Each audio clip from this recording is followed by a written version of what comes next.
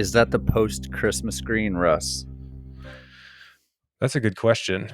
I think it might have been just left over from one of the green screen effects I was trying to do. Hmm. But Gotcha. it is post Christmas now for those who partake. Yeah. Post-holiday. Who'd you bring us today? We have another treat. This is, we have a trend now, Russ. Our guests are first really good people and then really interesting stories and really interesting work too. So that trend continues with this guest. This is Stephen Ramirez. Stephen is the founder and CEO of a boutique consultancy based in San Francisco called Beyond the Arc. Great dude, smart guy. Floor is I, yours. I have so many questions. And I was going to go a different direction, but as soon as you said boutique consultancy, then I kind of changed what I wanted to ask first. Stephen, how did you know that boutique consultancy was a thing? And how did you decide that was the place to go? Wow, I don't know. Those are all really good. It's like 18 questions all like packed into one, and it all assumes that I knew where it was going to go. I Right? mean, I So guess let's based so on let's that, let let's me ask under you then, did you know that boutique consulting was a thing before you had a boutique consultancy? Yeah, I would say yes, and and I started. I'll give you kind of the quick story. So I started the earliest part of my career. I felt like I was really blessed. I came out of business school. I went to work in Hollywood. So I was working for 20th Century Fox, and I had this amazing job where I was an international management trainee, and they sent me to foreign countries to market movies. Right? It's like, okay, it just doesn't get much better than that. After about 10 years in LA, I made a move back up to San Francisco, and I was in San Francisco for Internet 1.0, right? Like I was right there at ground zero, working for a startup company that did fabulously well, and then just fabulously flamed out. And on that flame out, on the re-entry back down to earth, I just decided, you know, how much more volatile could it be? I might as well set off on my own path. And so, Russ, I started as a sole consultant, and then over the years, built this firm. And I think that what makes us boutique is that we do a lot of things. We have a lot of skills. We work with a lot of clients, and so I knew we were not going to fit a typical label. And so I think, boutique consultancy, that's not necessarily how I describe us, but I think it's an apt description. So did you pick a lane at any particular point? I mean, I'm looking at the kind of clients you serve, and I see banking, I see some Hollywood leftover stuff, I see startups, I see big tech companies. As far as the client base, the industry in which those clients operate is across the board. But it also seems like there's a lot of AI and a lot of machine learning and so a couple of other keywords that keep coming up. Did you pick a lane? Was it by industry? Was it by topic focus? Tell me about that. So, we like I think like lots of good fortune. I think that we stumbled onto a path and then kind of liked it and realized, hey, we're in a good place. And it really started actually with the growth of what's now called sort of customer experience. But it really is about putting people, putting humans at the center of what you do as a company. And we've sort of attacked a set of questions around making it easier for companies to do business. And we've done that through data science and analytics. We've done that through AI, but we also do that through communications, and we also do that through experience design. There's lots of ways that we help companies to kind of change their focus and think about people instead of just thinking about product. So that, if anything, has been kind of if I was to now sort of pull back and say, what's our narrative? I think that that's the lane that we've been in, but it's not a straight lane. It's kind of like it's a swervy, curvy lane that we've been in. More of a speedy, lazy river than a swim lane. Does everybody that comes to your company know you or somebody else that's working there? Or do you have what you would call typical sort of other inbound type leads? Oh, it's a range. I mean, it's we've been doing this for a long time now. This is it's somewhere north of 20 years, and so there's fortunately some relationships that are have been longstanding, and some people and some companies that we've worked with for years. But no, we would die if that was all it was. Yeah, of So course. there's definitely ongoing new relationships that we're able to build and cultivate. I don't want to dwell too much in the past or the founding days of the company, but what did the first five clients look like? Interesting. I think that the first five clients were all relatively big. Were all relatively big companies, and I think that that's been a skill, and maybe I might even say kind of a superpower. And that is to work within big organizations and actually get things done. And I think that some of my early clients recognized that in me and recognized that in the team, and so that really has been kind of a consistent driver. And so we're really good in big companies. And I think that that's kind of been one of those storylines that's continued. Yeah, you and Terry both have history with big companies and getting stuff done there. My history is with, I would say, small companies and to a lesser extent, medium companies. So I come from manufacturing, mostly machine tools. So this is like big, heavy industrial equipment and software and data collection for that type of machinery. And a big company would be, I don't know, 2,000 employees or more. That's a big company in that space. Everybody else is smaller. Obviously, the vast majority of manufacturers in the United States are small and medium sized companies, so up to 500 employees. And I consider that segment to be consumers of a lot of the stuff you're describing. So, until there's a retail version of consumer experience, or until there's some retail version of an algorithm that I can use or a machine learning tool, it doesn't really make it to the smaller companies. And actually the medium companies have a harder time getting it than the smallest. The small company, if it's three people, they might do everything based on, hey, we never want to have to touch the equipment. We want it all to be robotics. We want everything to be totally software centric. And so if there's a couple of people, then it's easier to have complete control over it. Whereas if you're extremely well established in the anodized bracket business as a 250 person supplier, you got your customers, you serve your customers. They're generally, regional or in a specific set of industries. And you're the ones that are waiting for, like, computing comes to you by way of computing became ubiquitous, not because you went and sought out computing. I have, I have one last question, then I want Terry to take over. But my last one, uh, my last one was, when you have a broad set of industries that you're serving, does it feel like it takes away from having depth in a particular set of topic areas, or does it feel like it's more enriching to have that broad experience? Oh, Russ, that is a really good question. So I think this is just part of who I am. But I really appreciate the challenge of like walking into new environments where I don't have that background, and being able to very quickly get to kind of the key things you need to know. And I've been able to do that across many different areas. In some cases, highly technical ones.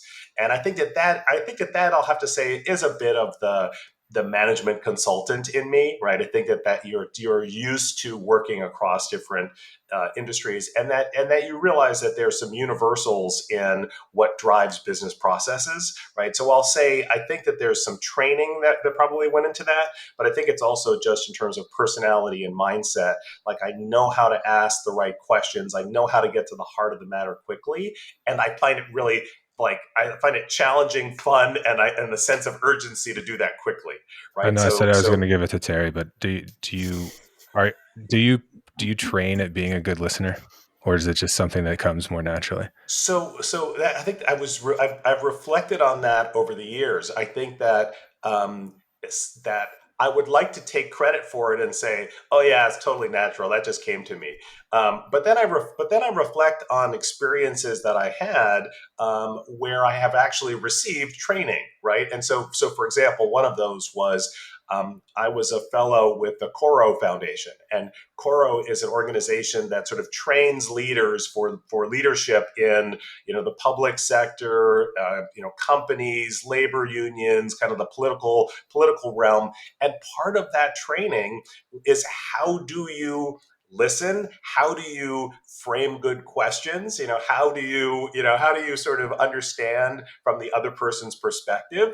And so I realized maybe that some of these sort of experiences that I had really have been put to good use.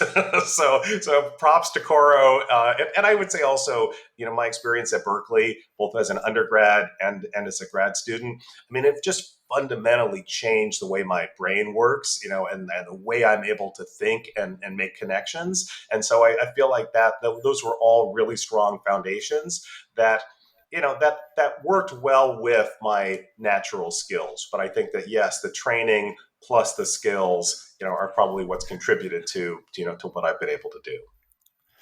So I want to double click there because I've had a chance to work with you and can confirm that you function well in a big company. We have shared war wounds in that They respect. were and they were painful. They were. We won't talk about our We weekend won't. phone We won't. calls. We won't. But so to that point, to the nature versus nurture, so to speak, perspective on you and your capabilities in a company, I've seen you in action. I think there's a limit to training. And I'm curious, what are some of the experiences? Because you have the demeanor of a person that's had a wealth of rich life experiences in terms of meeting a lot of people and understanding personalities that can't be taught and how to function with those people. Can you tell us a little bit about pre-professional Stephen? Like, what were some of your interests? Maybe still are some of your interests. Well, so I guess not a surprise to anybody who knows me, but I like to talk a lot. So things where you got to talk a lot, I tended to gravitate. I tended to gravitate towards. So so in college that meant speech and debate. In high school it meant working on the high school radio station. And so communicating that's always been one of the things, and I think that and I think kind of if you talk a lot and you're doing these things, you also want that kind of personal feedback. And so I think that those are probably some of the formative early experiences. Okay, so specifically, you and Russ actually might want to talk about the DJing of the radio stations because he has that experience too. But specifically with you, the things that carried you in tough times when we collaborated together were authenticity and kindness. Are those learned? Are those things learned? Um, No, I don't think that I don't think that they are, and I think that that's the hang up that some people have, right? Is that um, if you don't have those, it puts you at a disadvantage. However, I would say, Terry, I do think this is the case. Well, it can't be learned. I wonder if certain people are able to learn ways to mitigate the fact that they don't have it, right? So like they're not actually authentic, but they've learned how to act authentic-ish, right? Does that qualify? I would go to the doctor and ask for some authentic ishness. You can learn resilience though. So if you're Yeah. struggling with a lack of authenticity, or if you feel like you want to be more authentic, feeling like everybody's judging you and they might not like you for who you really are, building the skill of resilience, which is both nature and nurture, but you could definitely build the resilience skill by like making little experiments where you get your feelings a little bit hurt and then a little bit more hurt, and like dealing with that, so you can build up the resilience that allows you to then act in a more authentic way, even if your natural inclination is to be super reserved. You can get to where through another, and it's not just resilience, but there's these complementary skills that you can build that work on it. It's interesting to hear you talk about being a communications person. I mean, did that occur to you when you were in high school? I mean, I didn't know that communications was an industry really, even though I was participating in it as a high schooler. It didn't occur to me that was an industry you could go into.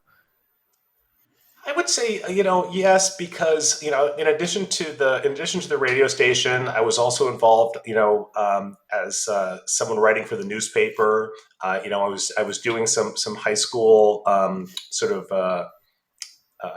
public, sort of public interest, kinds of activities, and so I would say that definitely looked like it could be a path.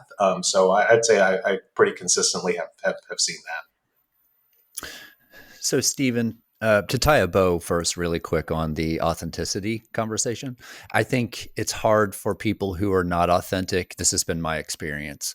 For those who are not authentic, I think usually that coexists with a lack of self awareness, and there's no awareness that you're not authentic. And it's a challenge I want to fix my lack of authenticity because I'm not self aware. So I think, whatever. We'll have a psychology discussion on the next episode. You gave me an original thought though, Terry. If you're doing the things that a communications person does, talking a lot in Yeah. public, writing stuff that people are reading, going on the radio, you have no choice but to be intentional about what you sound like or how you come across.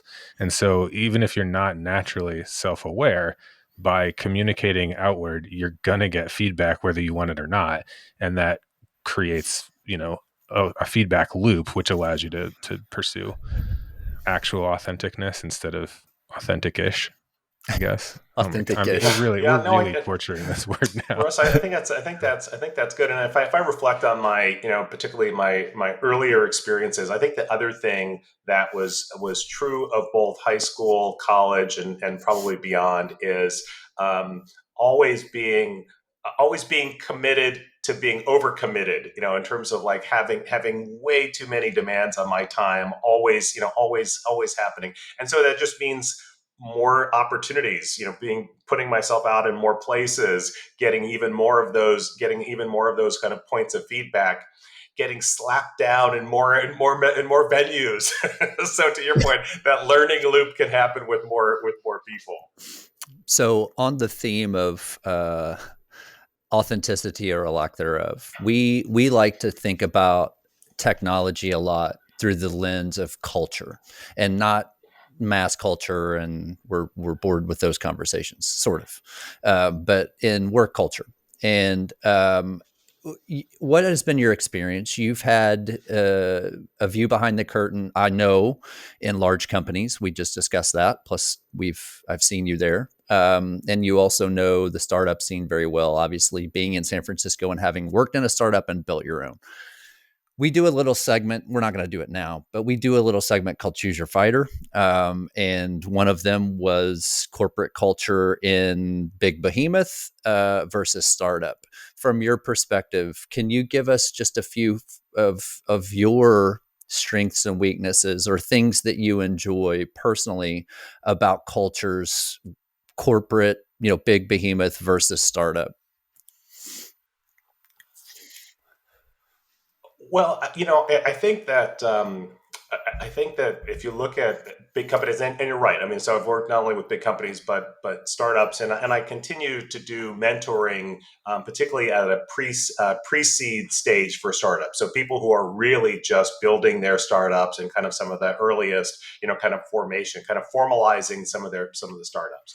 And so I feel like I've seen and continue to see sort of the full spectrum.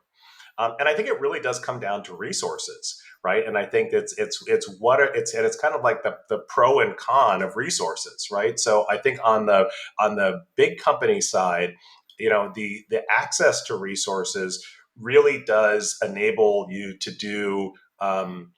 really tremendous things, particularly if you can be focused, if you can have a strategy, if you can translate from strategy into action. You've got the resources to be able to make it happen, right? And I think that there's a huge lever to be able to make, to make things, to be able to make change, to be able to build, like all of that can happen in large companies, with that, if you have that, that combination.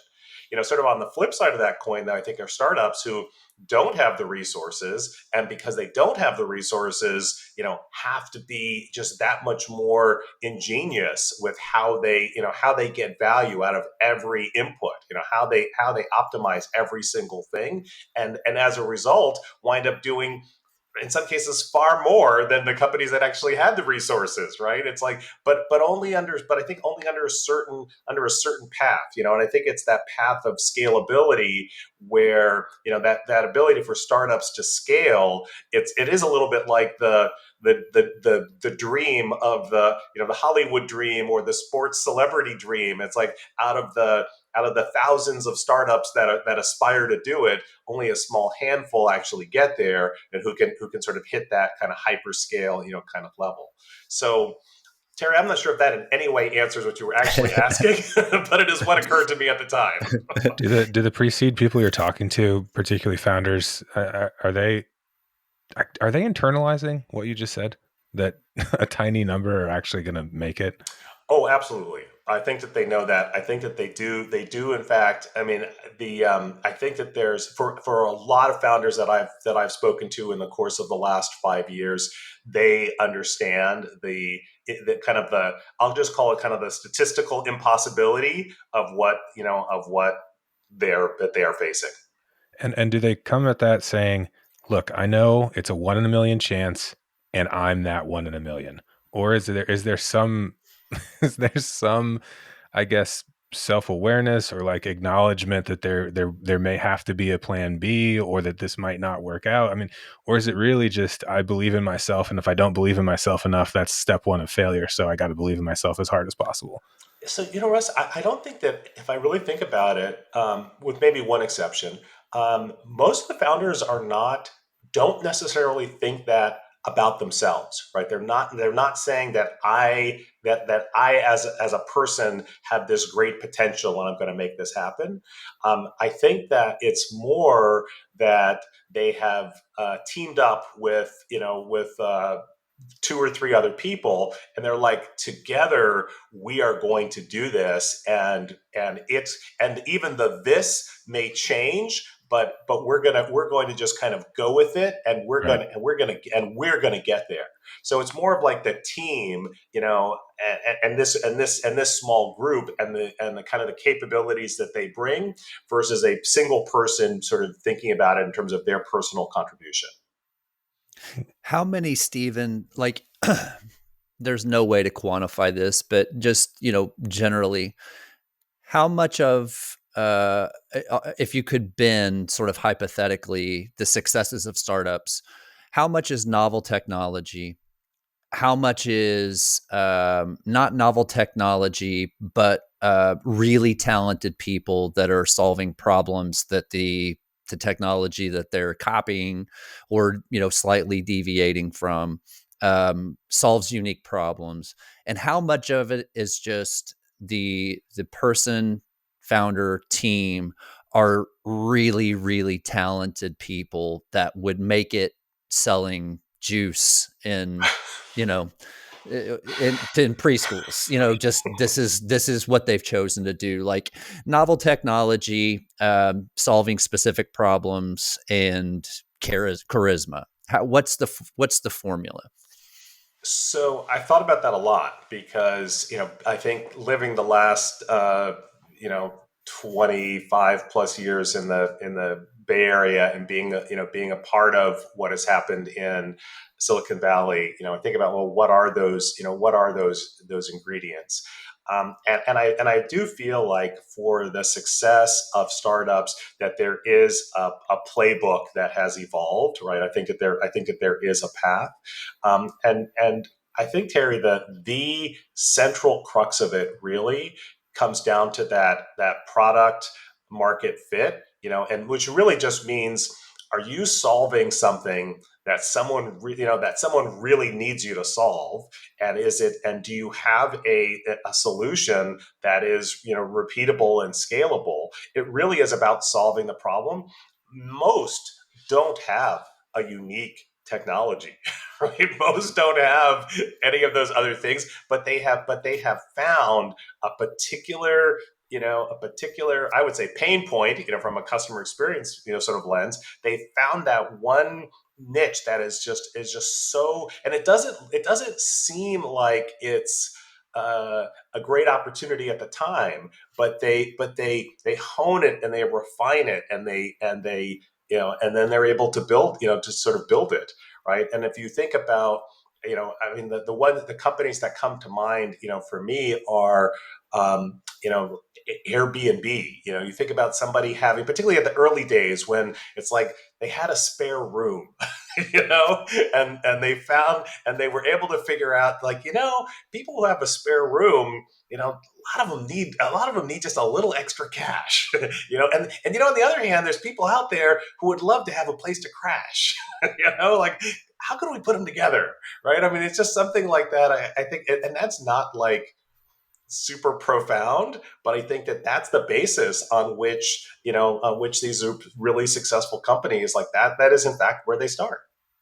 Does product market fit apply in a big company too, or is that something that just the concept doesn't even really matter there? Oh, I think it absolutely does, but I think that most big companies don't think about it, and so as a result, they spend the vast resources that they have because they haven't had to worry about optimizing the resources. So they'll just like, hey, let's put on a show. They'll just create something, build it, and they will come, and then find out that they're not coming. And so we see that. I think the news is littered with all of these sort of efforts that are doomed from the beginning. Give me a real or made up example of a big company who succeeded at product market fit with or without ever calling it that, and Hmm. with or without ever realizing that that's what they did. Um, well, I was just talking today about a particular, I'll just say, cell phone manufacturer that a few years ago, they had dominant global market share for mobile phones, right? They were the leading company, and then the market changed. So meaning there's new needs. They didn't have product market fit for those new needs. That company was sold off to a large technology company, and eventually that large technology company completely exited that business and shut it down. Right. So what was the number one leading mobile device, manufacturer, was now gone completely. And I think that many reasons, but at a critical time was not able to find that product market fit. Yeah, Microsoft blew it pretty hard with both cell phones and MP3 players. They missed the wave for Windows Phone. They missed the wave with Zune really, really, really, really, really, really, really, really, really badly in both cases. And I don't know, Russ, if you've just seen recently, this is in the news this week, Microsoft, CEO saying, yeah, we probably should not have exited the mobile market, right? Like, yeah, that probably wasn't the best idea, which says to me they're probably going to get back in it. Yeah. So while we're on, this is a perfect. I'm fascinated by this conversation of product market fit, and it was specifically in mobile phone because I believe that Apple shoehorned product into a market that had no need, and I think they made people want something that no one wanted. No one You're talking about wanted. iPhones and Yeah. Yeah. the The whole iPod before portfolio. it. Yeah. The whole portfolio. And are there other examples of that?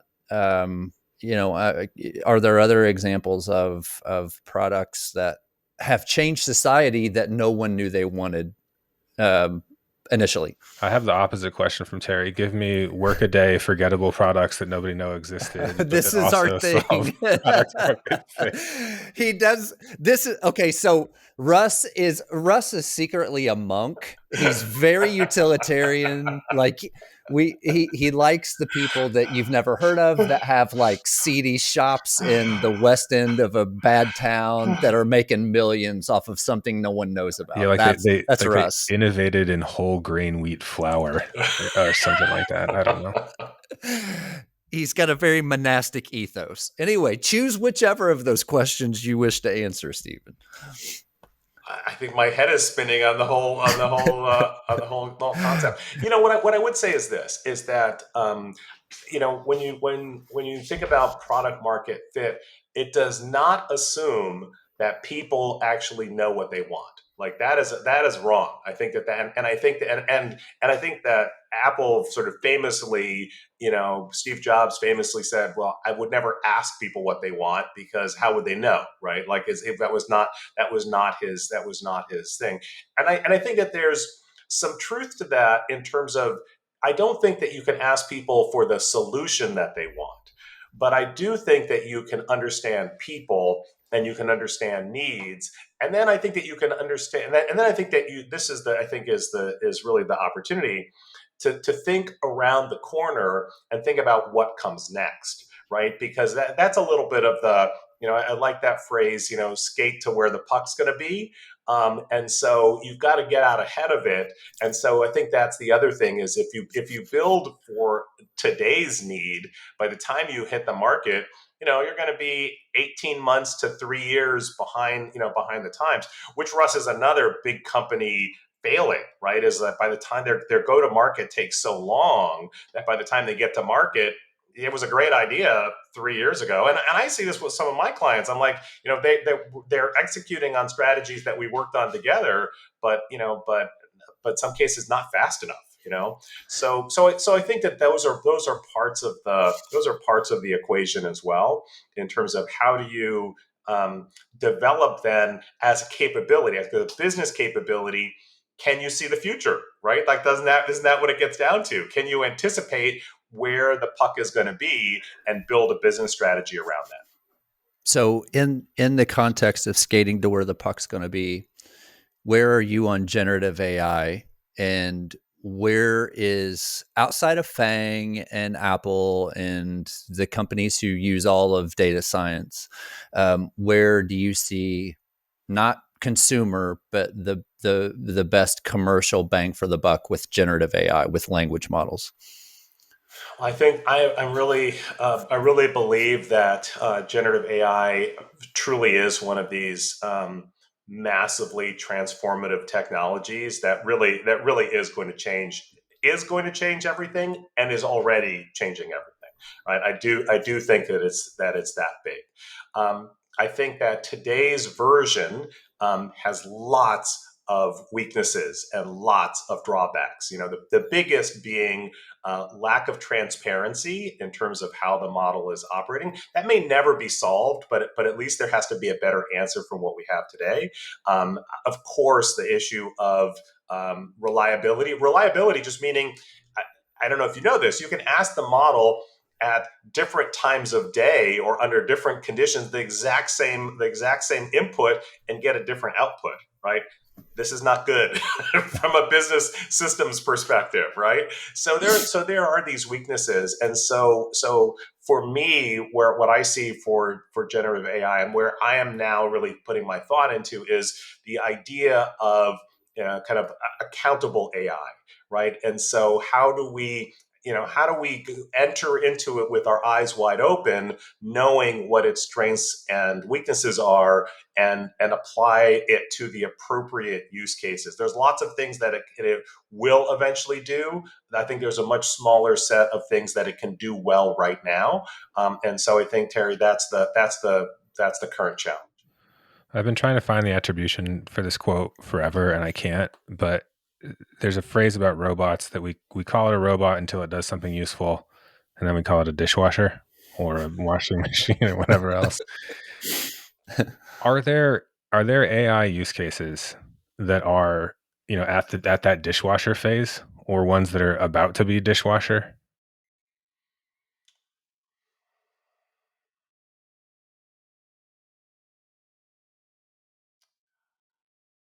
I think the dishwasher use cases for AI are fairly low value and low risk, right? Hmm. So, if you want AI to help you generate day to day emails, to friends or colleagues that you don't really care that much about, it's that can save you 2 minutes off of every email that you create, right? I think that there are things like that, low risk, easy, not a big deal. So yes, I think we're going to have built-in AI in your email. That's just you're gonna type the first 5 words and it'll write the rest of the email for you, right? I think that's kind of dishwasher like, but other than that, I don't know off the top of my head.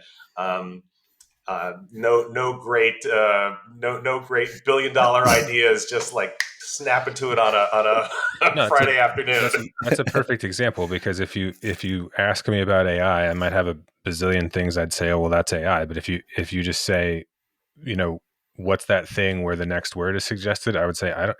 It's text suggestion, right? So there's already a name for it, and I don't Hmm. think about how it's an AI. It just does the thing that I need. Terry, do you have anything else? Because I want to take us out with a game of AI or not AI. Yeah, I do. I do. We've made our way to a thing, a place where I really want to get Steven's input.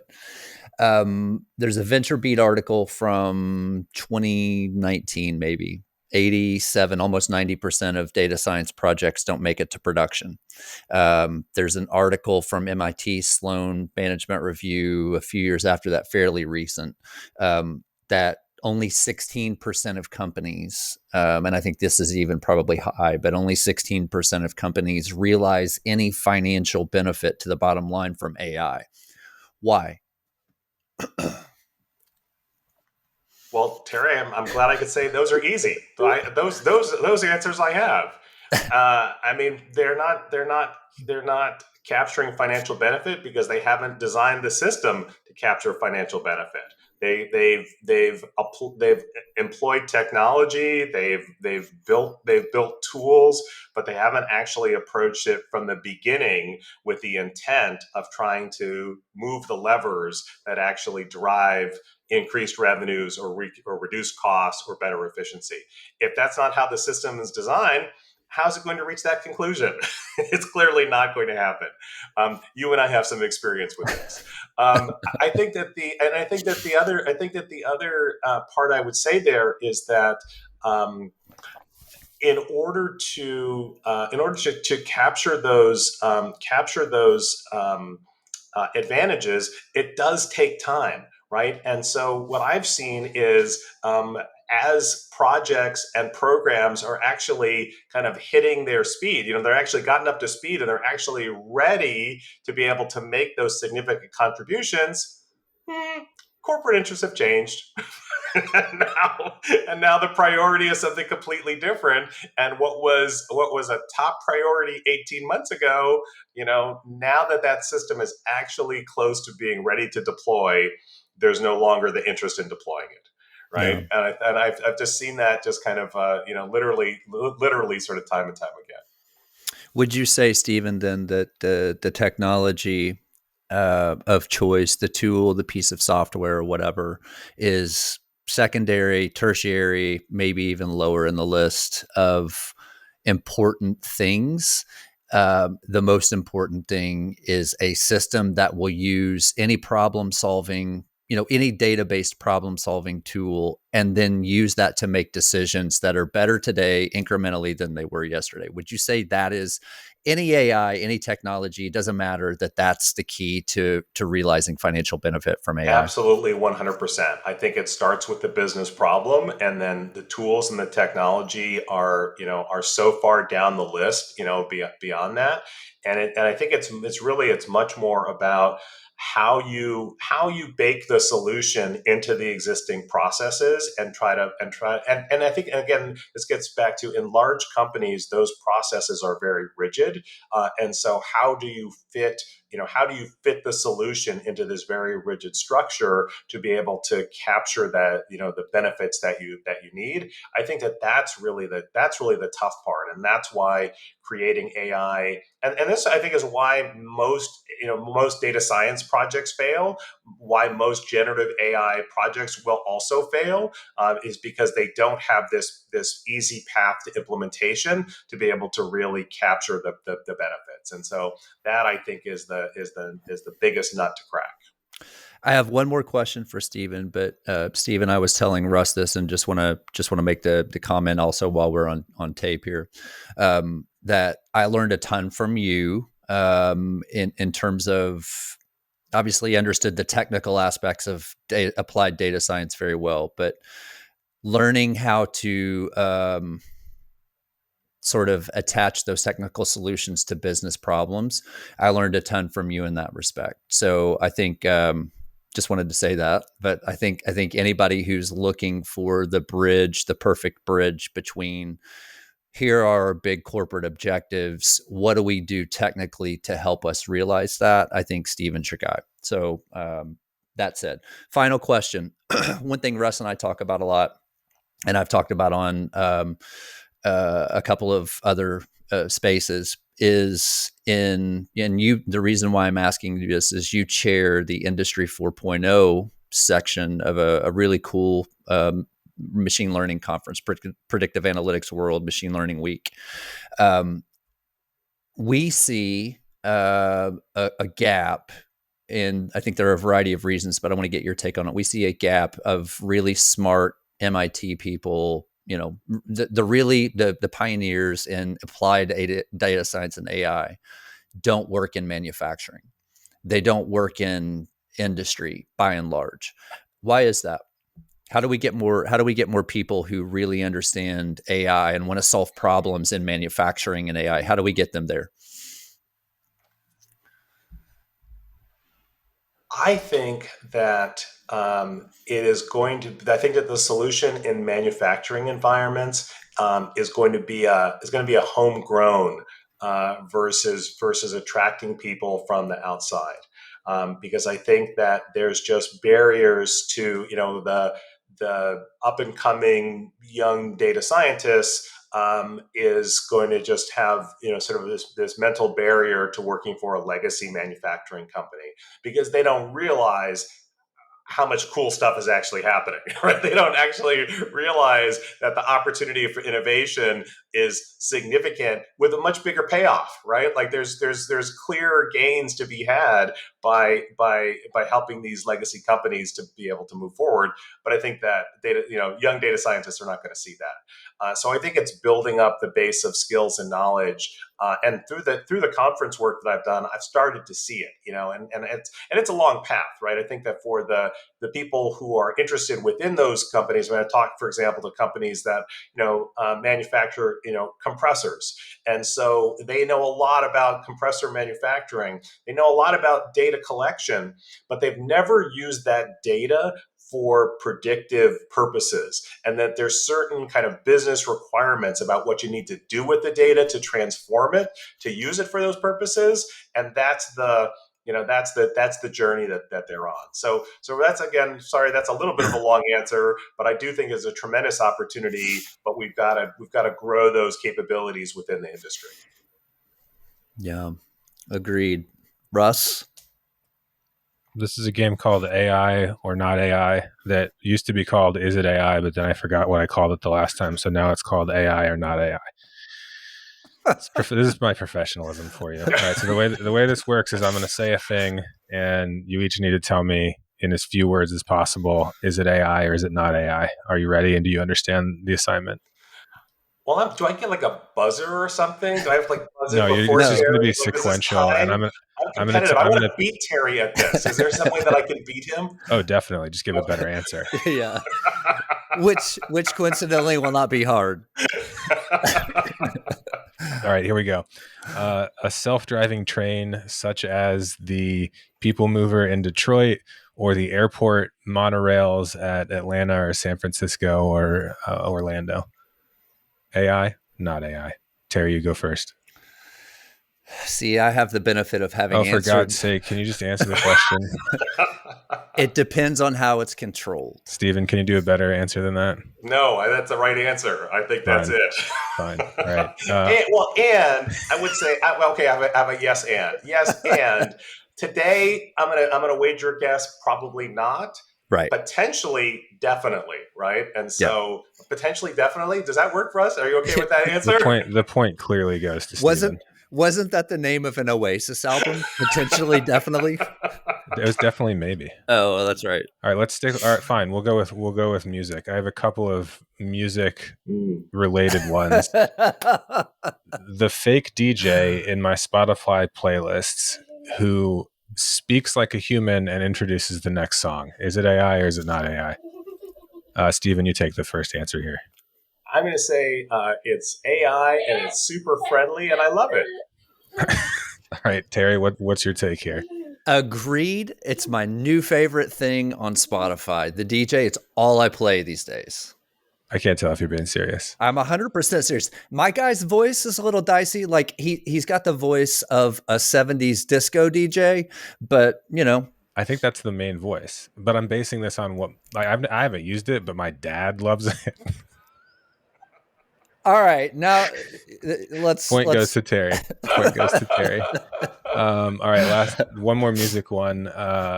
Automatic pitch correction for voice, also known as auto tune. Is it AI? Terry, you go first. No. Steven? I'm going to go with no, but it could be, right? I think, right now it's probably, in most of those cases, those auto-tune kinds of things, they're looking at averages, right? And so they're looking, and they're looking at really well-established patterns. And so while it looks like it's making adjustments, it's doing that in a very formulaic and structured way. And that with AI, you could have the auto-tune be much more robust and flexible and adaptable, because the patterns that you're looking at are much more refined and kind of like precision